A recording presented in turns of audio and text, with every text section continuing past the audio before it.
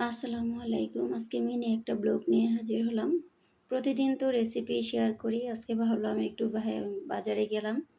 তাই আপনাদের সাথে শেয়ার করি যেহেতু আগামীকালকে রোজা। তাই টুকটাক কিছু কেনাকাটার দরকার ছিল।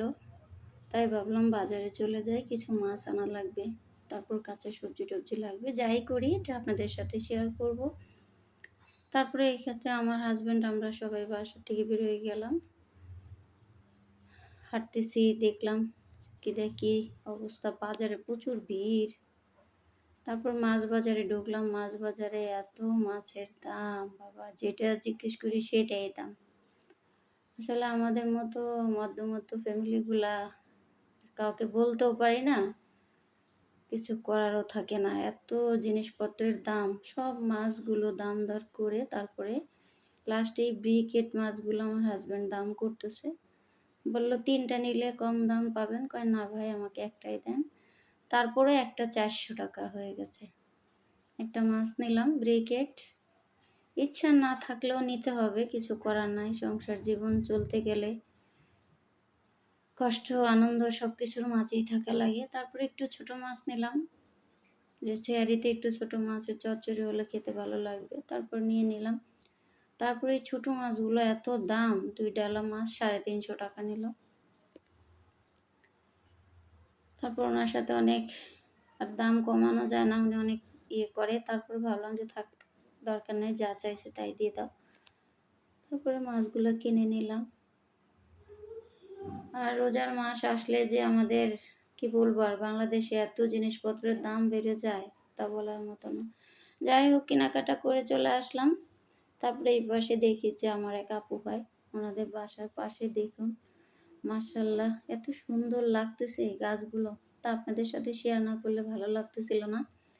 তারপরে ভাবলাম ফুল গাছগুলো দেখতে অনেক সুন্দর লাগতেছে, তাই ফুলগুলো একটু ক্যামেরাতে বন্দি করলাম আপনাদের জন্য। কিরকম লাগতেছে সবাই কমেন্ট করে জানাবেন। মাশাআল্লাহ গোলাপ ফুলগুলো যে এত সুন্দর হয়েছে। তারপর দেখলাম এত বড় গোলাপ ফুল, মানে ভিডিওতে এত ছোট দেখাচ্ছে কিন্তু বাস্তবে ফুলগুলো এত বড়। হাইব্রিড হতে পারে, দেশাল তো নাই, এটা মোরগ ফুল গাছ। মানে মোটামুটি ওনার বাসার চারপাশটা খুব সুন্দরভাবে ফুল দিয়ে সাজানো, ফুলের চারাগুলো দিয়ে খুবই ভালো লাগতেছিল। তাই ভাবলাম আপনাদের সাথে একটু শেয়ার করে নিই। কেমন লাগলো সবাই কমেন্ট করে জানাবেন।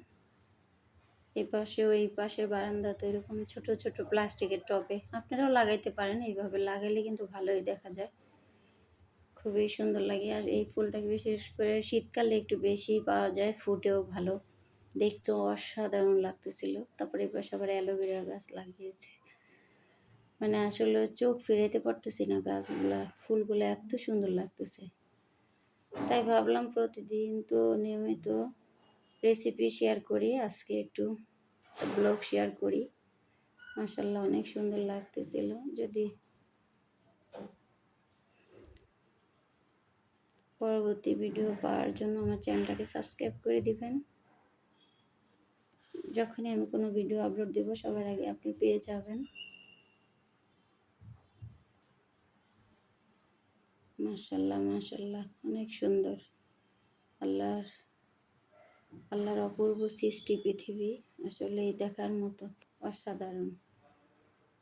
অনেক ভালো লাগতেছিল দেখে, তাই শেয়ার করে নিলাম। দেখুন একটা টিন দিয়ে গেট করা, কিন্তু বাসাটা পুরো কমপ্লিট হয় নাই, তারপরও কি সুন্দর করে সাজিয়ে রাখছে।